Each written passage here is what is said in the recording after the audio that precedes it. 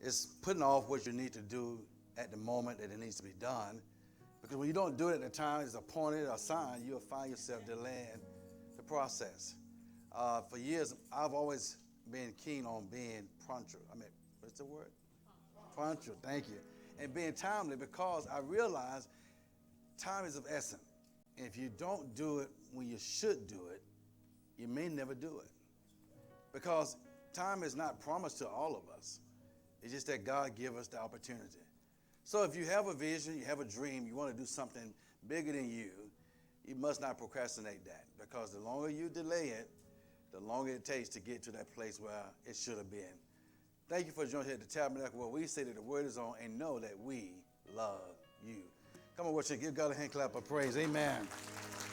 To all the fathers, happy Father's Day. As y'all know, it's nothing major for us.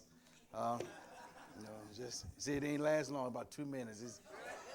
Give them a coat that probably was 3 weeks old. Just acknowledge them. But that's good. That's good. Yeah, love y'all. Procrastinating will not activate a vision. Stop procrastinating due to a lack of motivation. How many know that motivation is important in anything you want to do in life? If you don't have any motivation about what you want to do or what you want to be, you're never going to do that. I'll be 55 years of age this year, and I always had put my mindset to do something immediately. Me and my son Maurice Moe was riding back from our men's retreat, and we were just talking about different things of life and vision and dreams, and I think sometimes because of my what they say OCD matter, it's very important to me that things be done orderly and timely, and you need to be very present at the moment when you say you're going to do something, because if you don't do it like you're supposed to, and what you don't do what you're supposed to, it's kind of affect not just you, but it affects everybody that's connected to you. It's kind of like the trash need to be taken out the house. You don't keep passing the trash can, saying maybe one day you'll take yourself out. You gotta, or the baby need a pamper change. We're gonna teach you a lesson. No, change that baby pamper. Teach the lesson in your own time, but not when I'm at home. Amen.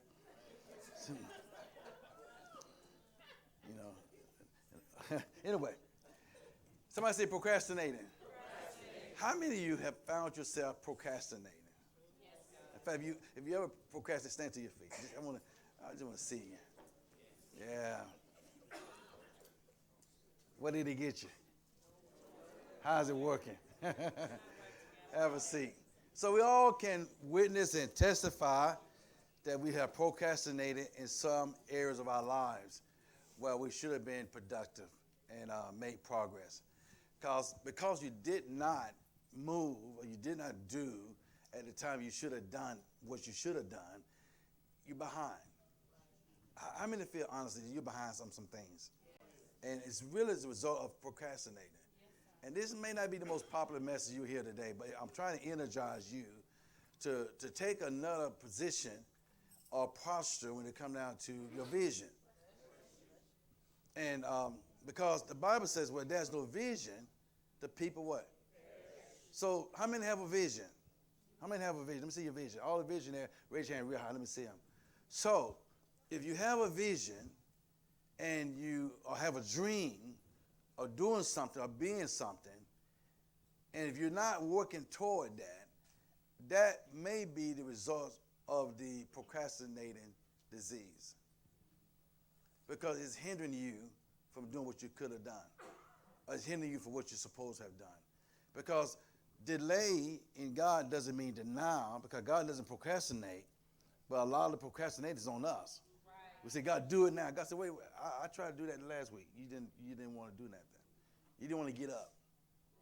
The old saints say the early bird get what? So if you want to get good results, you want to make things happen, you have to be willing to get up to do something about it. For me, I believe that in order for me to continue to move forward in what God has called me to do as pastor, I could not and I cannot afford to procrastinate. Now, do we get tired in the natural body? Yes, we do. Do we get exhausted emotionally? Yes, we do.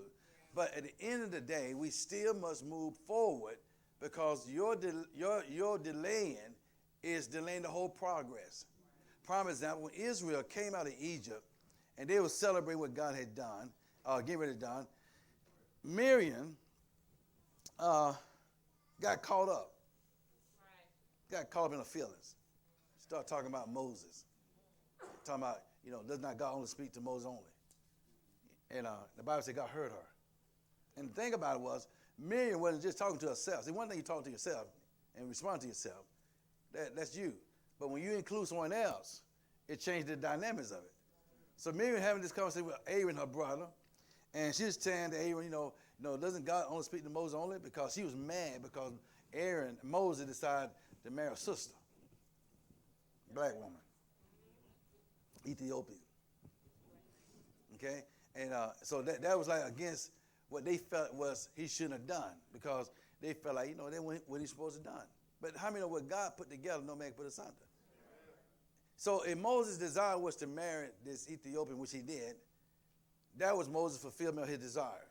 Right. Miriam allowed herself to get caught in her feelings, and she spoke against it. Right. And rolled over to the point she spoke against the man of God. And God says, and then God heard it. The Bible said God heard it. Somebody said God hears it. So God heard what she said, and God listened to Aaron, because Aaron responded in his own emotion. See, you got to be very careful when people pull you into something.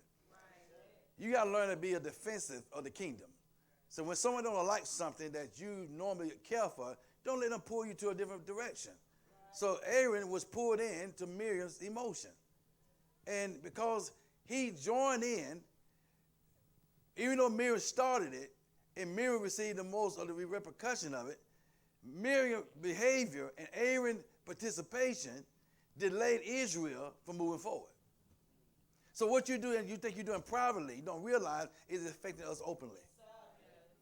That's why I say public success and private sin is an issue. It doesn't benefit you to look publicly that you got it together, and then privately you fail in every area of your life.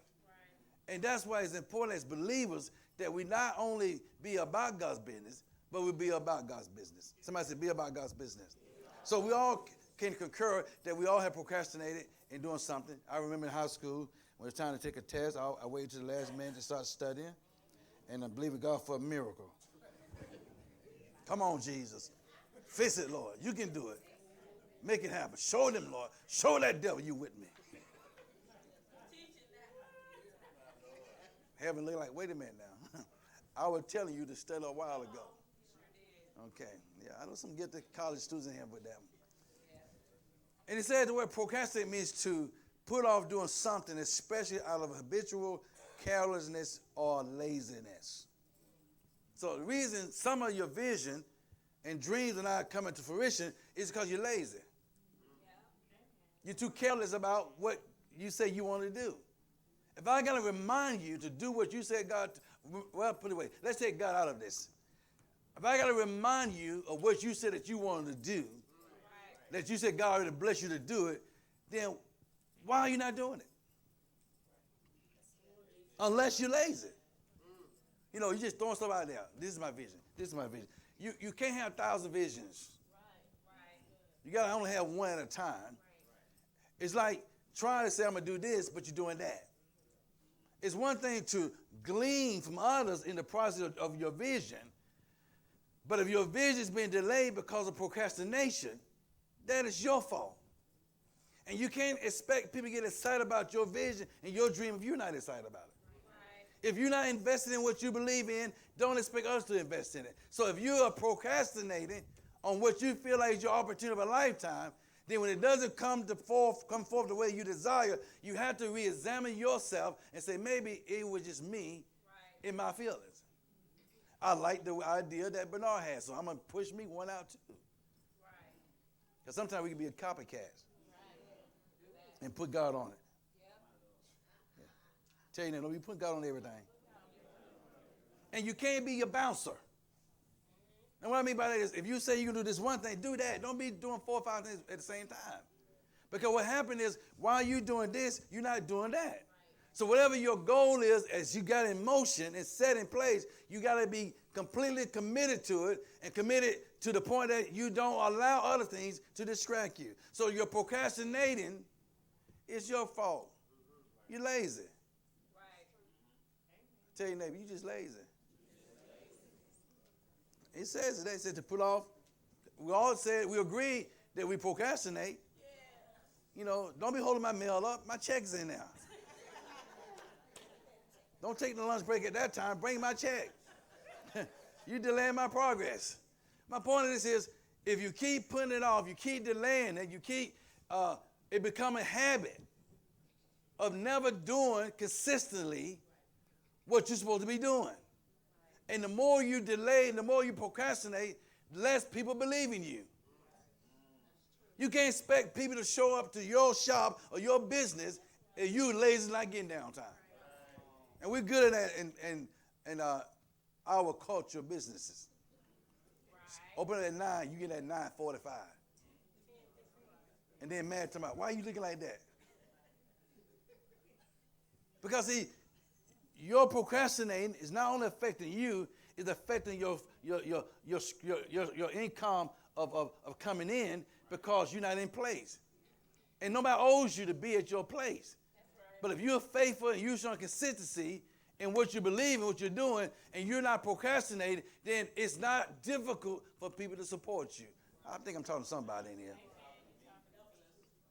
Tell your neighbor, stop procrastinating. How many procrastinated last week and something? You did? What did you procrastinate in? Ain't no telling. You just procrastinate. Say ain't no telling. She need to be resuscitated. Okay, once you own it, change it. Once you see, the thing about procrastinating in a vision, you have to take ownership of your part. Because you try to fault others for not supporting you, you have to ask yourself, well, why did they not support me?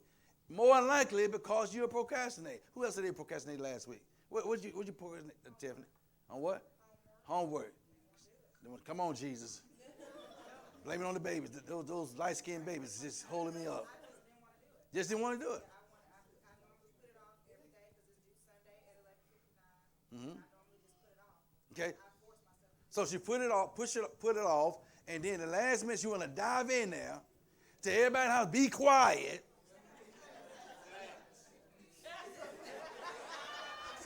I'm trying to study. But while everybody was asleep, what were you doing? Who else procrastinated last week? What did you procrastinate, Nicole? Well, we can kind of justify you. You got 4 kids. And, okay. I'm only doing it because you gave me an ice cream cake. So I'm just. See, I'm working it off right now. See, I'm burning my calories right now. Hold it in, Elaine. What did you procrastinate, really? I procrastinate a lot, all parts of my life. Work, okay. There's times where I really should get up and do laundry or clean up. Okay. Mm-hmm. So you hire Ellie Eaton. So I hire, Miss Pat come over, and she'll be there Monday. Okay. Where Ellie Eaton at? Right there. Okay, look at her new outfit. It ain't Mother's Day, it's Father's Day. Anyway. Who else? They'll be moving on. Who else? Tasha. I mean, KS. SK, Shade King. I'm supposed to be researching a topic for my speech to Toastmasters. Okay. Is it because you waiting for that wife? Yes. I just been putting it on. Okay. I thought today you would wear a tuxedo. You got the bow tie on, though. Is she in the house? Okay, I just mentioned. Anyway, somebody say activate. So we cover procrastinating. That means to delay, to be lazy. Activate is to take the lead or initiative in, participate in the development of. So you have to activate your vision. But the vision cannot be activated if you are procrastinating. It was initially activated when you announced it. But somehow, somewhere in the process or the progress of it, as well as the process of it, you got stuck in procrastinating that delayed the progress of the activation of it. For where there's no vision, the people what? Perish. So, and also it says it's the cause to change or make different cause of transformation. That's what activate. You have to cause. It is your responsibility to push your vision forward. It is not your prophet to pray your vision through. It's your responsibility to push it through. Because I got to pray for mine. As I'm praying for mine, you praying for yours, we both are praying. If I'm praying for yours and you're not doing nothing, that wastes my prayer time. So don't ask me to pray for you when you show every sign that you're a procrastinator. Because right now, that's not going to help you because your part is not being participated. It's one thing of raising a child and develop them, but it's another thing when they're growing, you still got to keep developing them. In the same area that you're supposed to have developed them in. Does it make sense? So activate is the call to change. You have to bring the change in your life based on not being lazy. Because we can be lazy when we want to. I do understand there are times you want to take a break, you want to lay down, you want to rest, but more than likely, it's almost time that's time you need to get up. You know, my wife, she's been very diligent in making sure everything we need to get the business launched off by doing all the leg work. I mean, she's been working very hard. And she said, Saturday, I'm going to rest. Well, then Saturday came, she couldn't rest because while I was away, she had to step up and make sure everything was taking place at the base. Means she had to sacrifice her normal resting time to get up and go do business. In fact, do me a favor. Go directly to Proverbs chapter 6. We'll go back to the rest of them next. Go to Proverbs chapter 6.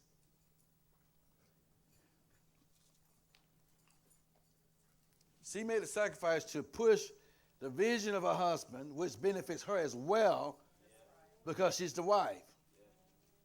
Proverbs chapter 6, verse 6 through verse 11. Proverbs chapter 6, verse 6 through 11. As you're flipping your pages, it's good.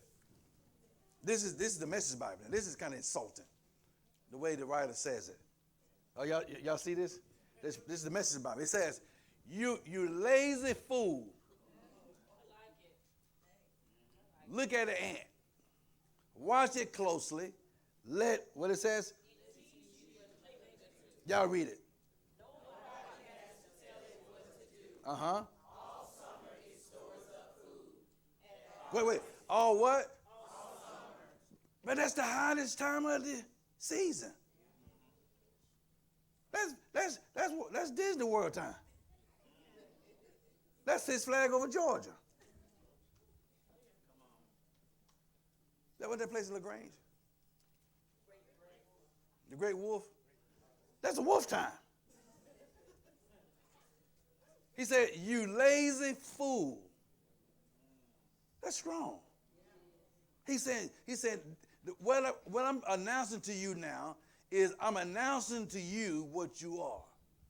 Because you said that this vision, this dream you have, you want to see it go forward. He said, but the reason not going forward because you are a lazy fool.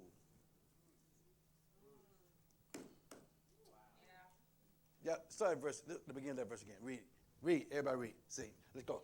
You lazy fool, look at an ant, watch it closely. Uh-huh. Let it teach you a thing or two. Mm-hmm. Nobody has to tell it what to do.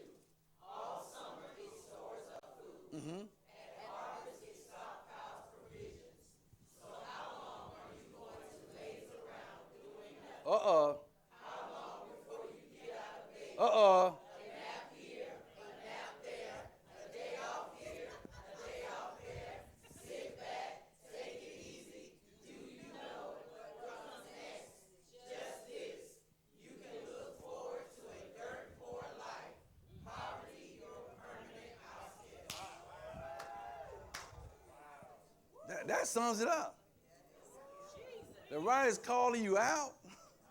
He's telling you what you are based on where you've been.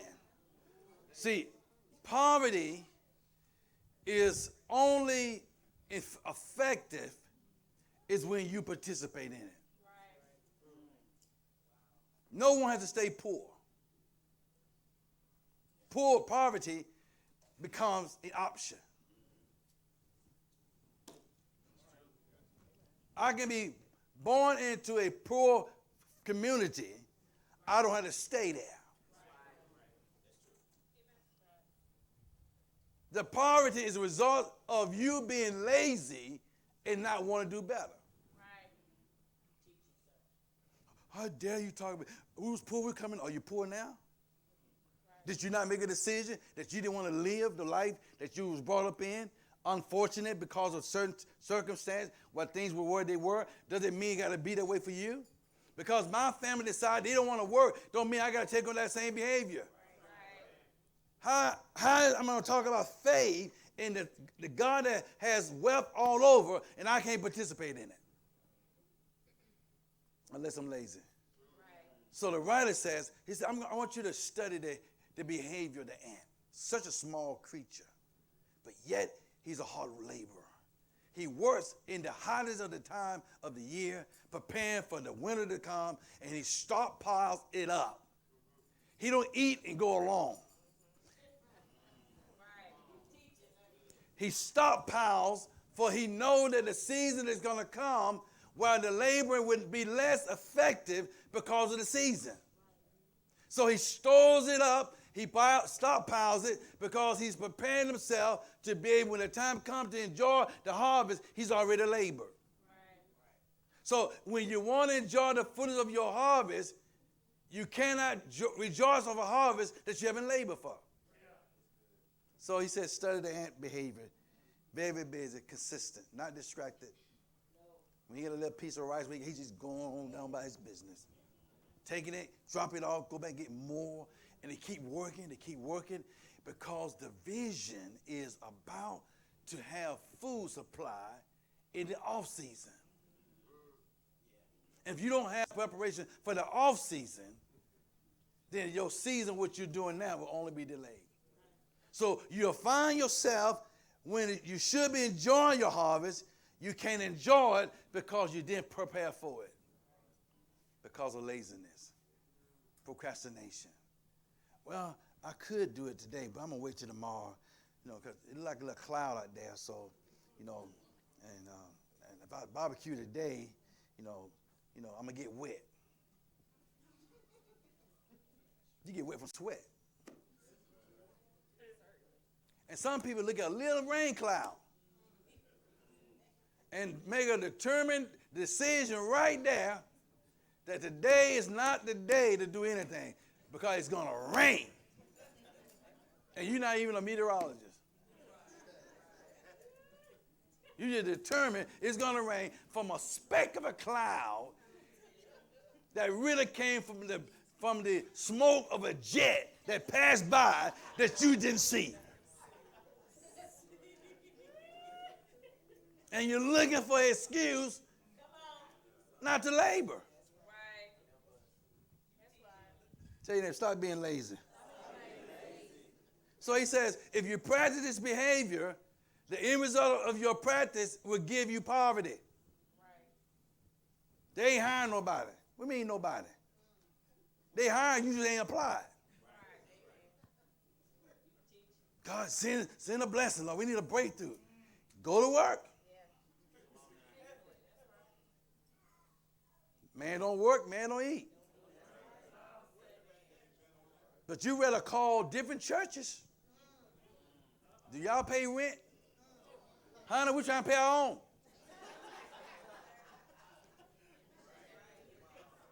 We need you to help us pay our own. Come on over here. So poverty, Jesus said, he said, notice that the poor would be with you always. But he never indicated that they would stay poor.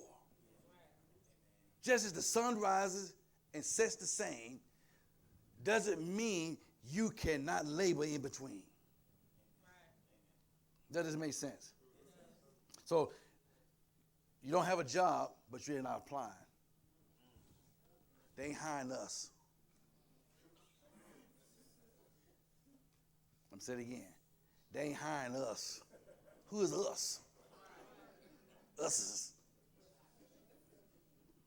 No, they're not hiring you because you haven't applied by you. Now, I was going to apply, but my horoscope said. The horoscope says today's the day to go apply for a job. Oh, I got to go apply for my job because the horoscope said it. So you rather lean to witchcraft than lean to trust in God to supply your every need. And then you want to give religion on God. But God, you said you would supply my every need. God said, yeah, but you got to go get it. No, God, send the rain, Lord, send the rain. Okay, send the rain, but you still won't go out in it. God, I wanted the rain, but I ain't want it to rain that hard.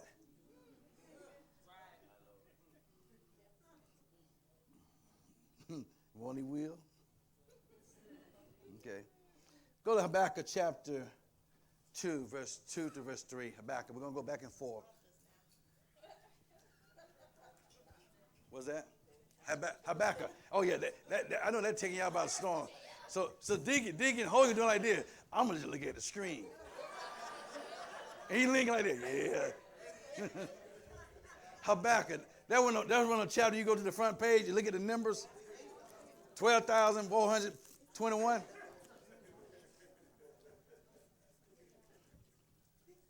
It's right on the screen, guys. So Habakkuk comes before what? What chapter? What's that? Jeremiah. Okay. Let me show you our secret.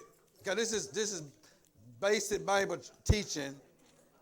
In your Bibles, if you go to the very beginning of the Bible, you'll find the books of the Bible. Okay? Look down and look for that Habakkuk. And look on this side, it has the numbers. That's the page number. Then take your Bible and flip and look at page numbers on the top, and you'll get right there. Tell your neighbor, that was simple. I can do that one. Now let me find it. But see, I got mine right here. All right, let's read it. Habakkuk, chapter what? 2, verse 2 to verse 3. Let's read the entirety. And the Lord answered me and said, write the vision and make it what? That he may, upon tables, that he may run that read it. Verse 3. For the vision is yet for an oh my goodness. Go back to verse 1 again. You see that? What did you see? Tell me what you saw. Come on and tell me what you saw. I think we saw it at the same time. What did you see? And the Lord answered me and said, write what? The vision. And make it what? Plain upon tables. That what? That he may run that readeth it. What did that mean? That the person who reads it will take action and work it out. Y'all get it? But they can't take action for your vision if it ain't plain.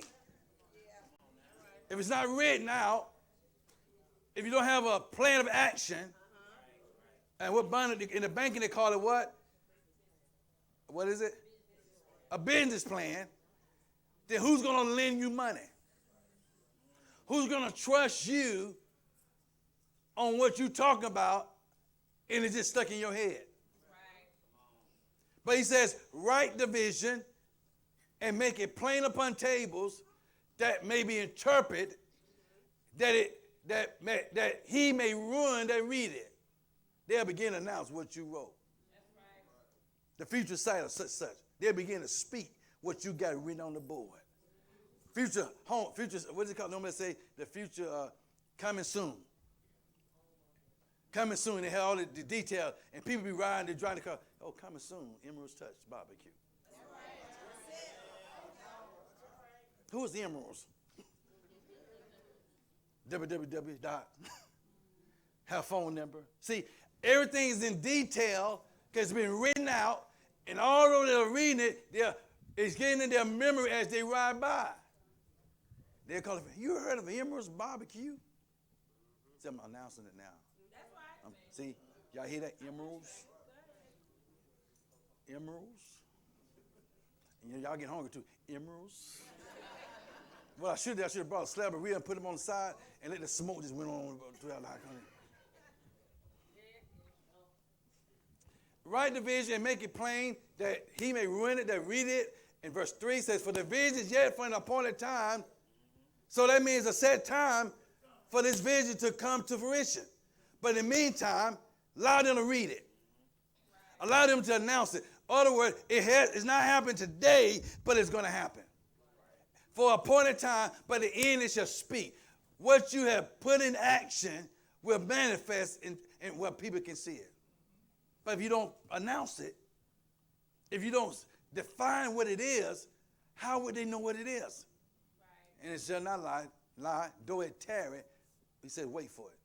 Okay, it was sure to come. It would not tarry. Write the vision, make it plain, announce your vision, announce your dream, and allow others to take what you've written in stone and begin to put it in action by speaking it. So you have two participation here. Yourself by not being lazy to announce it and put it in writing, and the person that reads it go around telling it. What better market now is than media? Word of mouth, media, Facebook, Instagram, Snapchat, whack, quack, crack-a-pack, whatever it is. It's all out there because somebody dared to make an announcement what they believed they wanted to do. Remember, he said, delight thyself also in the Lord, and he shall give you the desire of your heart. God didn't tell me to be a barbecue man. It was my desire. I'm just taking a talent and a gift that I perfected to make income. Income, because I have a vision, don't mean it's supposed to be free and discounted. Because you know me. Is there a discount for a church member? Yeah, it's called Come On By.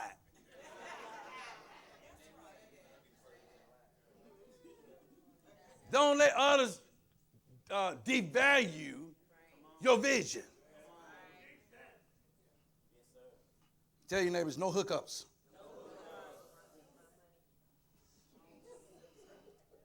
The word motivation, according to Webster, says, is a psychological feature that arouses an organism to action toward a desired goal. That's motivation. So the psychological process of the way one thinks will determine where he goes. So your thought process has to change. You can't keep thinking the way you've been thinking and not getting the better results. So you have to have a mindset that I'm going to be the best of the best in what I do because I'm motivated. And when you're motivated, you have self-motivation, you don't need no one else to push you. You push yourself. Because lazy people don't have no motivation. But I'm a prayer warrior. I love the Lord. He loves you too. But you're unmotivated.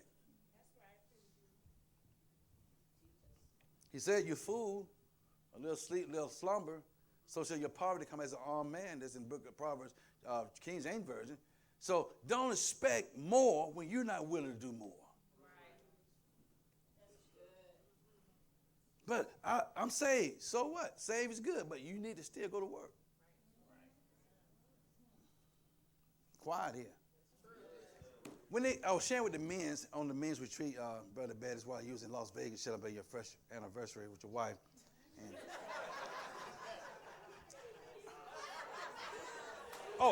that's a good thing. That's a good thing. No, you're good. You know. But the point is, I shared with the men the history of the housing projects that people live in. It was a study that the government did years ago to see how people of like community mindset would survive among themselves. It was a project. Somebody say project. A project means something that's been tried, tested. Well, because the project was such a success, we still got them. Don't take it as an insult. The fact is, if I can put you in a community that tells you this is as far as you can go, and everybody in that community act just like you, and look like you, and do like you do, you never come out of it. You'll come adapted to your community because now it's provision made at a lower level, and you didn't realize that was better than God had for you. So it's a mindset. So here we got Christians who have a project mentality.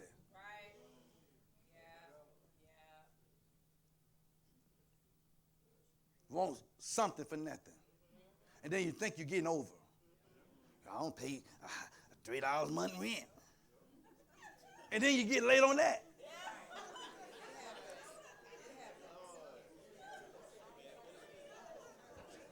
Y'all laughing. People have gotten evicted for $3 rent. And I'm saying, Lord, if that could be me, $3, I would pay it up for the next 10 years. But because of poverty and because of procrastination and laziness, they don't do better. We are a community, proud. And then you become territorial. Tell them, folks can't come over here because you ain't from here. You don't even own it. They make you pay rent on a project that they're studying. And because knowledge comes forward, you get insulted. You become offended. How dare he talk about, I came from the project. So did I, but I didn't stay. I didn't take comfort living in the project. I didn't take comfort being told where I had to stay, where I can stay anywhere. So the purpose of us coming out of the mindset of poverty is saying, you know what? I'm no longer going to accept what the enemy is offering me. I'm only going to work for what God has for me. Because anybody can remain poor. It's a matter of choosing. I think there's good stuff here. I mean, you got to take the initiative to say, I'm going to do better than what my parents did. I mean, they was in an era where things was just handed to them in a negative way, and they didn't know what best to do with it. But you are educated. You got more knowledge now. Why would you go back and continue carrying out the same tradition that your family was living in when God had something better for you? So you got grandma living in the project, you got mama living in the project, you got daughter living in the project, they all live in the same project community. I'm going to get my own apartment. Are you serious? You got a corner lot. You move from grandma's apartment with mama to her apartment, and then you go out, produce, and get your apartment. So you got 3 generations standing in the same community with a poverty mentality because they think they're getting over. And when someone preaches the truth to you, you get mad. In fact, you get pissed off. Then you say, you think you're better than us because you live so. Listen, no, I don't think I'm better. I just chose to do better. I got knowledge. My people perish for lack of knowledge. I got knowledge.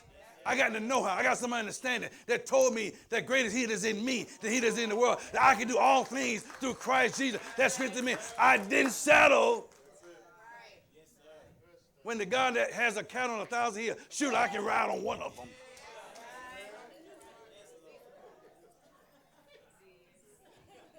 But if I let my community, if I let my environment dictate to me what I cannot be, I wouldn't do better.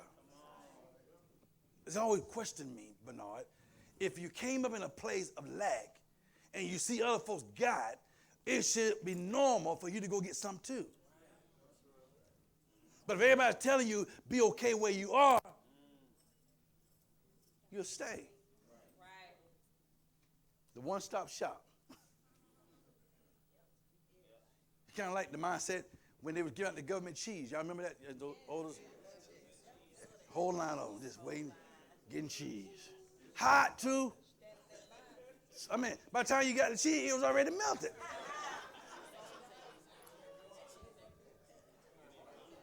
And everybody is getting in line to get a block of cheese.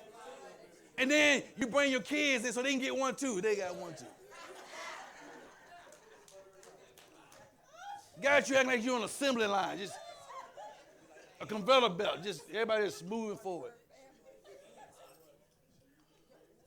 I was watching the news this morning, and I hope my knowledge is right. The mayor of Atlanta is trying to do a census to get the numbers of the people in Atlanta. So what she did was, she put on a block party. You know us. A few hamburger, hot dog, boy, we coming. So they're being sucked in for free food while they gather data of who they are. Because they know they want this volunteer to come. So here you are, a person in the project, you don't have to stay there, but you're settling, so now they're finding every way to make sure you stay there by telling you, if you make this much money, you got to get out.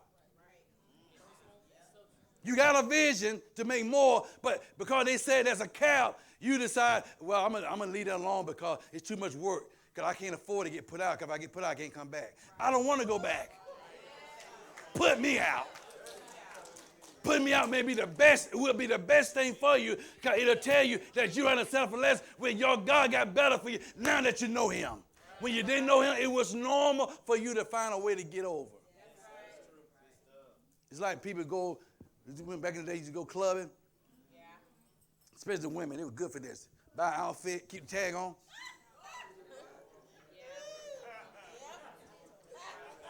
Go to the club just dancing the night away. They have enough audacity to take those stinking clothes back and say, well, you changed your mind. So they had to come up with new policies to protect themselves. But that's a mindset. That's poverty. That's a mentality that says, I want something for nothing. If your God is a God that has streets of gold and he created gold, why would you settle for less? Right. That's right there. Unless you're just not motivated. You got a vision, you got a dream, but you're not doing that with it because it's easier for somebody to give you something which has no value for you to stay there and think you got value. My mother-in-law, Mother Borg, was sharing with us back in the day when she was going to make provision for her family. She went and worked for this particular lady and, did her job for the day. And the lady came and gave her some clothes for the baby. So Mother Borg said, okay, thank you. I need my money. They said, I gave you some clothes. Now, Mother Borg won't say it then, it was a whole nother story there. Now she's sweet and humble, but it crunk up in the end.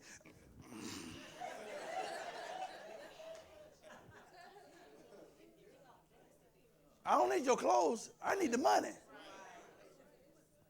So, but that's a mindset that person had. I gave you something for nothing. I devalue what you just did. And some people would have took it because they don't want to start now. We're going to start something today.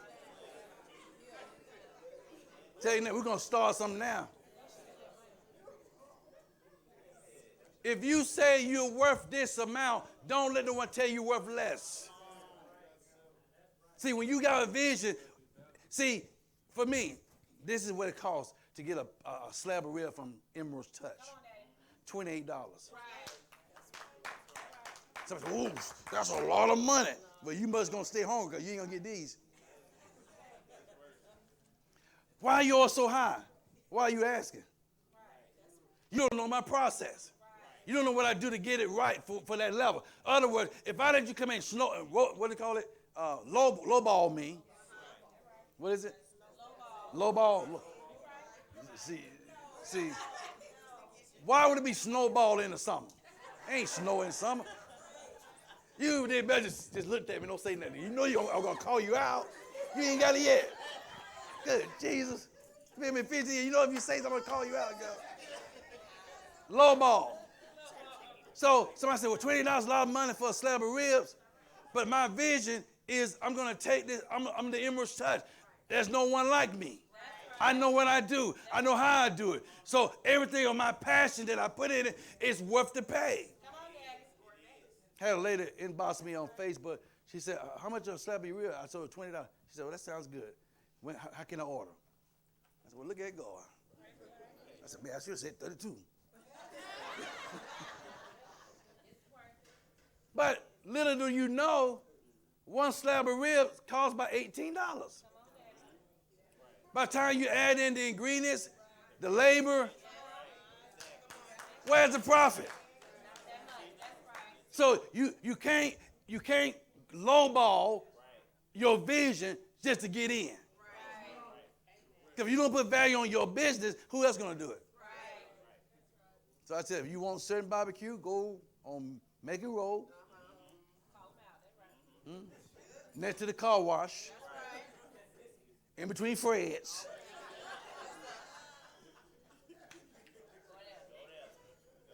Go there. But you want the Emerald's touch. One call. That's all. Because if you don't believe in yourself, no one else is going to believe in you. It's not arrogant. It's called teaching you that God has a value on your life, that you need to put a value on yourself. And don't let no one tell you what your value is. There's some good stuff here. Psychological. Somebody say psychological. In other words, it's that mindset that will cause you not to do better. And one thing about a vision, you don't go in vision trying to get over. Let your integrity speak for itself. Let your value that you say it is be what it is. Because in business, there's always a way of trying to scheme, but when you're doing it for the kingdom, you don't try to scheme. You let God give you uncommon favor. Man, I'm happy today. I'm happy. Somebody say goals. Deuteronomy chapter 8, verse 18. Deuteronomy chapter 8, that's D. Deuteronomy chapter 8, verse 18. This is the NLT. So listen, I'm going to apologize for some of y'all because some of y'all just got the King James Version, which is fine. Even though it may not be the translation, just go by what we got. And honey, at any given time, have a King James Version. In fact, what I'm going to do when I'm ministering, depending on what scripture I'm going to use, I'm always going to have a King James Version and the other version. That way, people that got a King James Bible can follow. Okay, so in fact, give me the King James Version of Deuteronomy chapter 8, verse 18, honey. You got your mic? Yeah, 8 and 18. Yeah, 88. It was on vacation a couple of years ago. It was in Florida. You have a lot of Hispanic people that work there. So they're limiting what their speech is because they don't want to get wrong information. So they train them when someone asks them a question, say 88. That means call 88, the number 88, and then it gives the information. So I'm sorry. Go ahead. Anyway. I'll try to make it work. It didn't work. However, 8 and 88 reads, "But thou shalt remember the Lord thy God, for it is he that giveth thee power to get wealth." Who gives thee power? God. Read on. "That he may establish his covenant, which he swore unto thy fathers, as it is this day." Okay. Deuteronomy, in this chapter, Pastor Anderson, it says in NLT, it says, remember the Lord. Remember, keep in mind, the most important factor of success in a vision is remember. Remember him. Remember, it's he that gives it to you. He said, remember the Lord your God. He is the one who gives you power to be successful. It is God's plan and God's will for you to be successful. There's nothing wrong with entrepreneurship. There's nothing wrong with multiple streams of income. It's just that you got to make sure you remember who brings it to you. Yes. So God has given you a design plan on wealth transfer. How to increase your revenue through your vision. And the only way it's going to be increased is that you have to know where it came from. Even though it's not in the Bible, but it's inside of you. The balloon industry that you have is not in the Bible. It's a desire. The hair business is not in the Bible, but it's a desire. Work of the ministry is biblical, but it's God's desire. Your desire and God's desire. God said, delight thyself also in me, and I give you the desire of your. In other words, do my will, do my bidding, and what your heart desire, I'll multiply. I'll give you favor, uncommon favor, and people will do for you because you're doing mine. Because you remember where it came from. Man, you look good in those white shoes.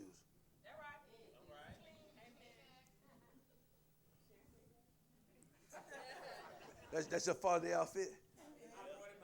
Okay.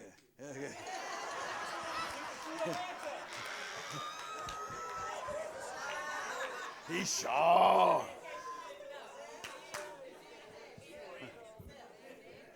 I mean, I'm about to turn around and take a bow. I mean, he just took over my sermon. I bought it myself before Father's Day. Yesterday, we was at the... we was on a men's retreat. Yesterday, we had at the bowling alley, you know, and Chairman Noble put a bid out. You know, if their team won, they had to buy us dinner. We had to buy vice versa. They lost, we won. However, and they didn't buy us dinner, but however, I forgave you. Anyway, but then again, I owe him a lot of money, so we good. We good. We working on it. Don't worry about it.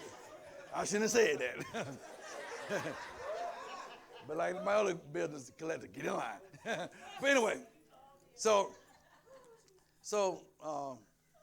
Quez, where Quez?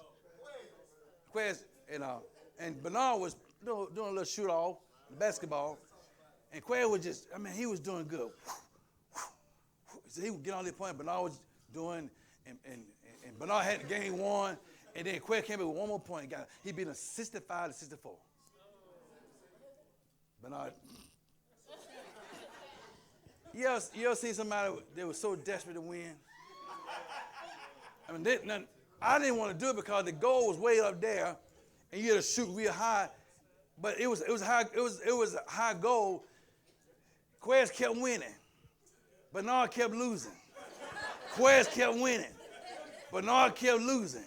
Then he got to the point he tried to climb into the goal thing. Come on, son, don't do that. Listen. Us is in here. Don't do that. Going down by yourself, bro. Lord bless brother Bernard. Don't let him beat him too bad. I want to pray for you. So Bernard wasn't willing to settle. So everybody started saying, come on, Bernard, it's okay. No, I'm going to do one more. Come on, one more. Each one was $10. He kept swiping that card, sharing $10. So I want you to know, it wasn't me. Then he going to try to pull me in. He going to talk about, this is your pre-Father's Day luncheon. Don't put me in that budget. You got to tell Sharon why you spend all that money. So and then he going to talk about, no, Bernard, he loved his wife. Now, we in Atlanta. How are you going to take Sharon some of your leftovers? That's a whole different story. Anyway. And y'all know Bernard, that's how he is. However, so Bernard is so determined to win, he keep playing. To the point, everybody start feeling like, maybe we need intervention. I mean, this is getting real serious here. I mean, he's sweating.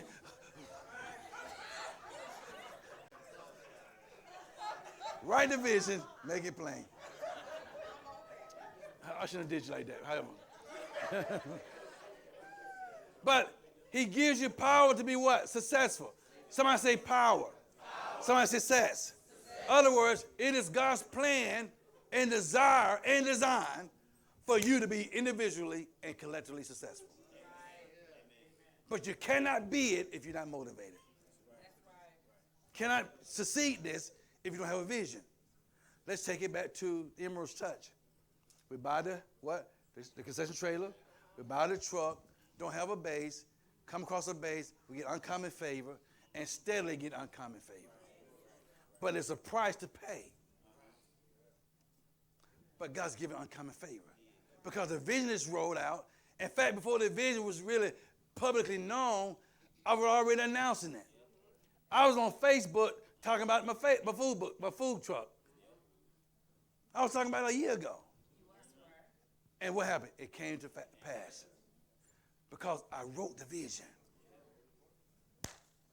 and made it plain. Don't know how to pull that trailer yet, but it's okay.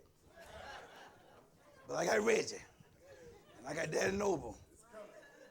Tell you, it's coming. Are y'all learning something? Let's get one more chapter in. Jeremiah 29, verse 11. Well, two more chapters. Then you're gone. The NBA game's over anyway now. Jeremiah 29, verse 11. Jeremiah 29, 11. Jeremiah 29, verse 11. Bring it up. It says, for I know the plans I have for you, declares the Lord. One translation says, announces the Lord. Plans to prosper you and not to what? Plans to give you what? And a future. One translation says expected end. Expectation means to have what was anticipated. So God says, I know the plans I have for you. So if God has plans for you, why are you not working with the plan? He said, whatever your hands put forward to shall prosper. I will give you favor with man, God, myself, and with man. All the necessary tools you need, God said, I'm providing that. You just need to act out on it. The earth is the Lord, and the fullness thereof. Whatever you need is in the earth. Hallelujah. She felt that one. Yes. So I know the plans I have for you. And plans doesn't mean there won't be something that come up that appears to be a side swipe. Because you got a vision don't mean you're not going to have no problems. I learned something, the most discouraging thing about businesses among our people. Very discouraging. Very discouraging. That we even go to the point of causing harm to each other because of the potential of someone doing better than you. Now I understand why Jesus said don't let the left hand know what the right hand doing. Some things you just got to do it under the radar until God sets you up there. Because what the enemy wants to do, it ain't the devil taking away from you. It's people. That's right. The devil never been jealous of you. Why ain't going to be jealous of you? It's people. The devil don't get jealous of you because you won't serve him. You serve God. So we have this demonic movement among our culture called the crab mentality. You got an idea, you got a vision, you're excited about it, and you're trying to do it. There's always somebody that wants to pull you down. What if you know they didn't want to pull you down? Don't be around them. Hezekiah got in trouble for talking too much. Some of us cannot get to the next level in success because we talk too much. This is good stuff. Tell your neighbor, shut up sometime. You can't tell everything. Some things you got to keep to yourself and let it manifest. So I know the plan I have for you, declares the Lord. Son, what's your name again? Yeah, Rico. What do you want to do, Rico? What is your vision?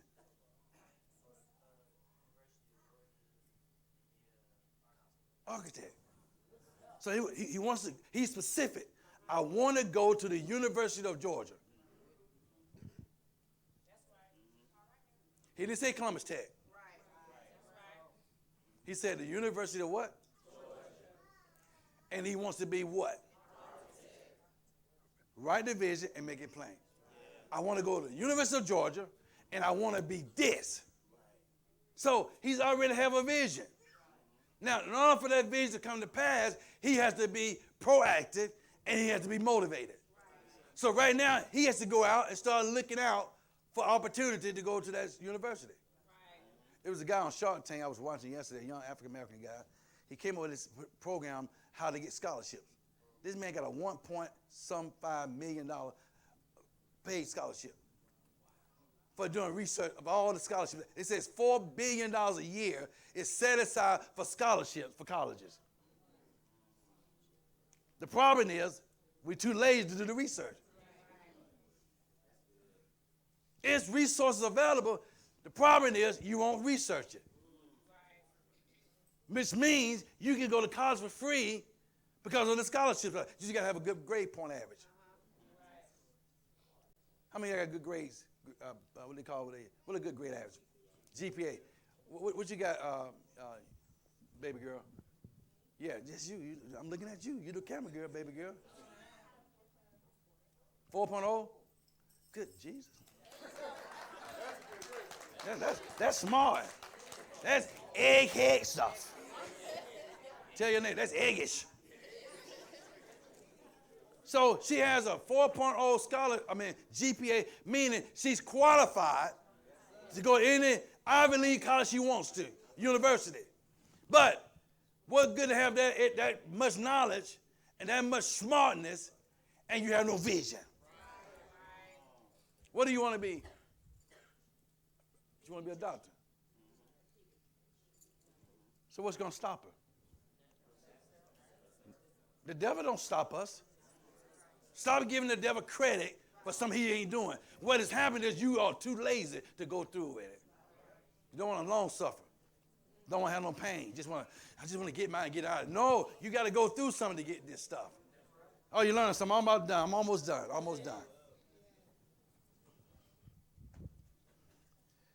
2 Timothy chapter 1, verse 6 and 7. 2 Timothy chapter 1, verse 6 and verse 7. That's King James Version. So y'all can find that quickly. 2 Timothy chapter 1, verse 6 and 7. Come in, Nicole. Read verse 6 and 7 for me. Come on over here. Come on. Looking pretty as always. Thank you. Read it. Wherefore I put thee in remembrance that thou stir. Do me a favor. Put a little cogent in it. Wherefore Yeah. I put thee in remembrance that thou stir up the gift of God, Okay. which is in thee by putting on of my hands. Uh-huh.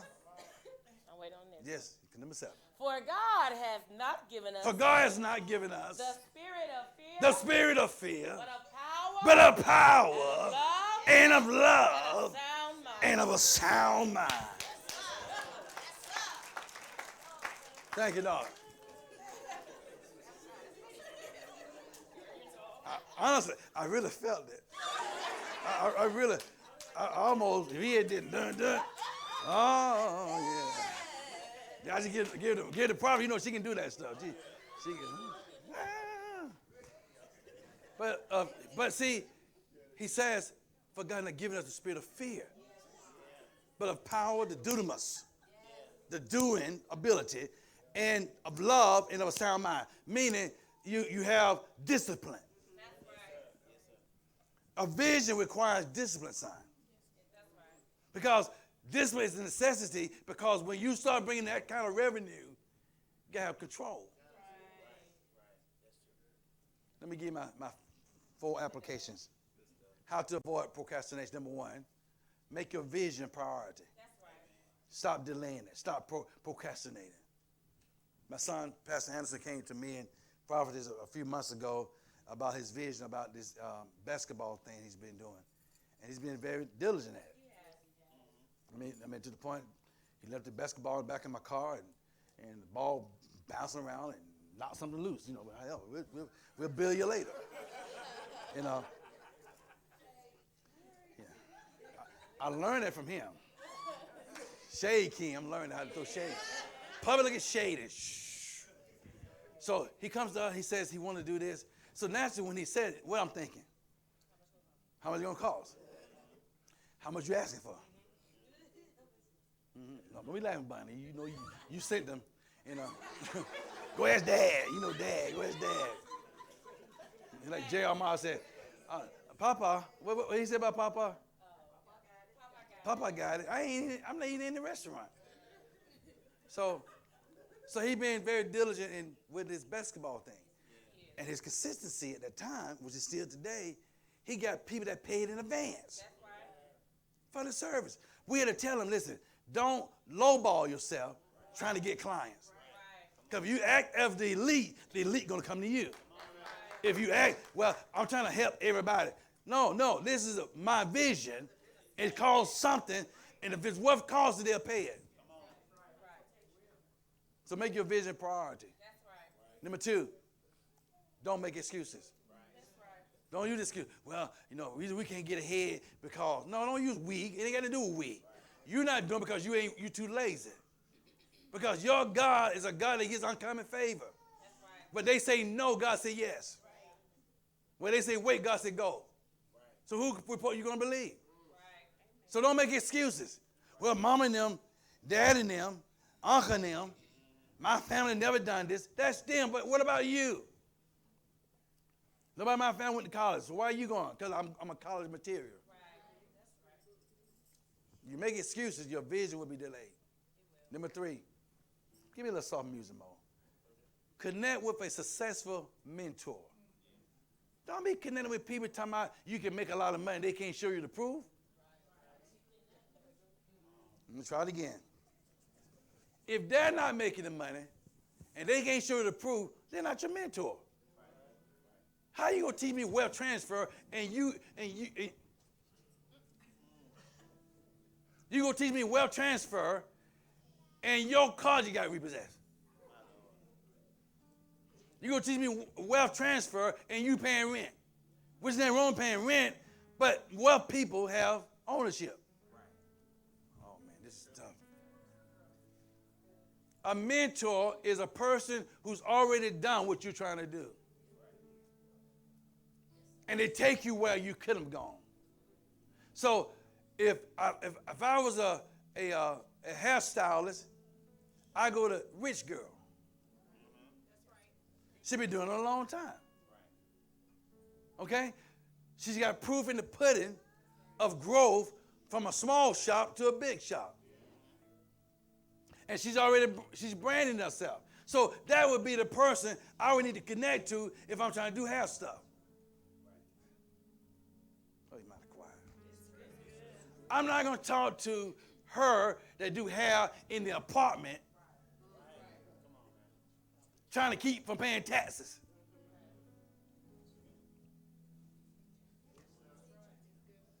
How are you going to be successful? How are you going to have numbers that show you make money if you're doing it under the table?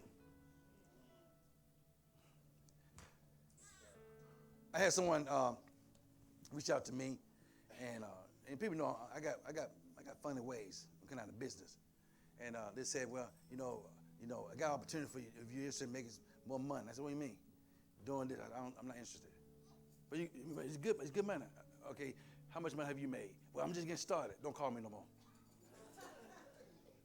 You're wasting my time. Don't give me wish numbers. Give me factual. Because if you made so much money, I should be able to see it. I remember one time, Brother Deacon Saller, invited the men to a meeting where this guy was selling the gold card. Can I tell the story? You remain delivered. So I'm out there, and the guy's telling his platform. I'm listening. Sounds interesting. But I started asking questions that made him uncomfortable. To the point he got frustrated. He got mad. Which tell me, you know what you're talking about. Because I said, what you're doing is a pyramid. That means I got buy-in to get in. That's pyramid. Show me what you made. Well, that's private. Well, then how are you going to tell me about something if it's private? If I'm doing so good at it, I should be able to show you the proof. So next time somebody trying to pull you into something that they can't show you the proof of it, don't connect with it. Does that make sense? You're in real estate, correct? So you had to connect with someone that's already doing real estate to get to the level you are, where now you can bring others in because you show proof that the house can sell. You cannot get mentorship for someone who doesn't do what you're doing. Number 4, understand it's going to require sacrifices. A vision requires sacrifice. Myself, the Sadlers, they're stepping out like we are with their vegan business, already got a business plan, already got a name of the company, and they're coming to us for advice because we're already doing what they're trying to do. The worst thing is to go to people who are not doing what you're trying to do. And what knowledge we have and what information we get, we'll pass it on to them, but they don't have to pay that. See, one thing about helping others, you sacrifice.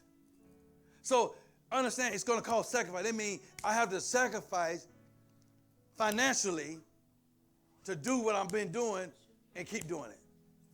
Make an investment in myself, in the business, that it may bring a return. So the sacrifice she's making, doing the leg work, the sacrifice I'm making, still on this particular position as chaplain to bring extra revenue to invest in what we're trying to do. And we got to keep doing it until it manifests. So if we get a bill this time, it's $100. This time, it's $1,500. This time, it's $5,000. This time, it's $45,000. And we haven't got into the whole story yet. So the sacrifice we're making is going in our own personal saving and making it happen. And then God will send somebody to bring a seed to you, to be a blessing. The point I'm trying to say, men and women of God, if you have a vision, and which I know you do, you got to be willing to invest in it. It's going to cost you something. It's going to cost you your time. It's going to cost you getting up when you don't want to get up. It's going to cost you to stay in line when you don't want to be in a line. It's going to cost you to make a phone call when you don't want to make a phone call. It's going to cost you something. But the labor won't be in vain. Number 5, last one. Go for it. I've said this before.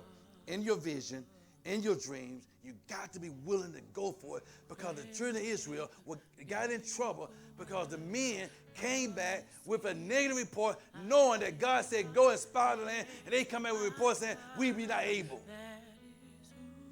You cannot go to the next level if you don't go for it. Don't keep holding the dream. Release the dream. Dreams are meant to be birthed.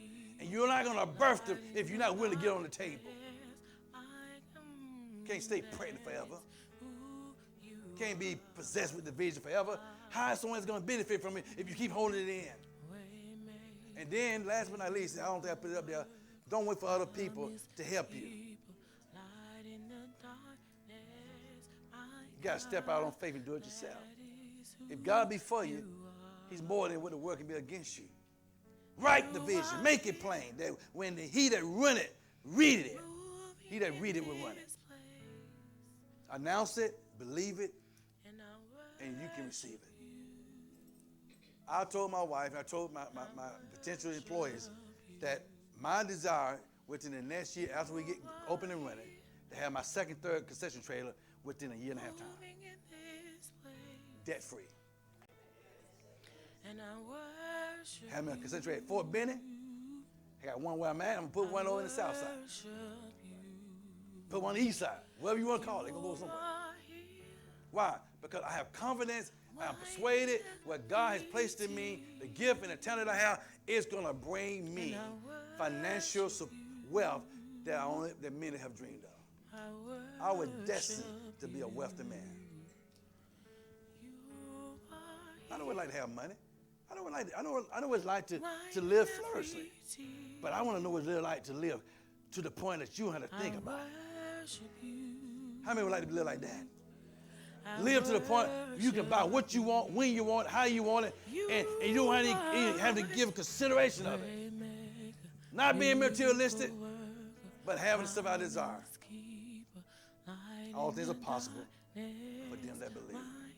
I want to help other people get to a financial place where their lifestyle is a whole lot better than it was before they met me. I want you to know God can give you such an anointing that people's lives transform because of you. All things are possible for them that believe. You bow your head just for a moment. My time is well spent, but I think it's well given. Perhaps your dream, your vision, just need a boost to it. Need some anointed prayer on it. Just need someone to say, hey, I agree with you. I believe that you can do all things. You can do this now. I want to pray for you. So I'm going to call those that say, you know what, man of God, I don't want to procrastinate my vision no more. I just need a second wind of life. If that's you, come to this altar. I want to breathe life into your vision. I want you to take this thing, take it seriously, and be real about it. Don't delay it. Listen, I don't care. World Changes Tabernacle, led by Prophet Prathan Powell, is a word-based church committed to seeing you win. We're called to create a loving and caring community for all people and work together for justice and peace in our world. Recognizing that our spiritual journeys are all different, we strive to be respectful and inclusive concerning each individual's relationship with God. We believe that Christianity is a lifestyle, and we're committed to teaching, learning, and living the Word of God. It's more than a song, more than a shout, more than a dance. Whether you're a committed follower of Christ or just curious about God, you are invited to visit with us. Give us a call or check out our website for more information or to see our sermon times. And it won't be off the back of church folks. Because you know what? I could settle just being financially supported by World Changes or by my ministry's engagement.